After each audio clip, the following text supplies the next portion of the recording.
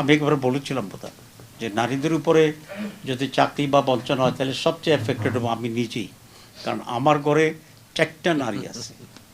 আমার wife she is a professor of radiology and she is working. আমার বড় মেয়ে she is a post graduate এবং সে হচ্ছে আপনার এই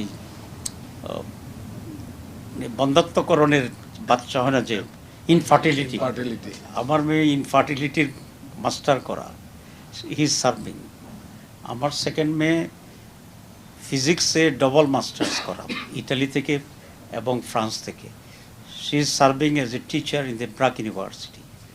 আমার থার্ড মেয়ে সে হচ্ছে আর্কিটেকচারে মাস্টার্স করা এবং এখন আমেরিকায় পোস্ট গ্রাজুয়েশন করতেছে। আমরা যদি নারীকে চাকরি করতে না দিই তো সবচেয়ে বড় এফেক্টেড আমি হবো, আমার ঘরে 4 জন বেকার হয়ে যাবে। I have only one son, he is a barrister and practice in UK. ঠিক আছে, তো এগুলো তো একটা বোগাস জিনিস করছে। রাসূলুল্লাহ সাল্লাল্লাহু আলাইহি ওয়াসাল্লাম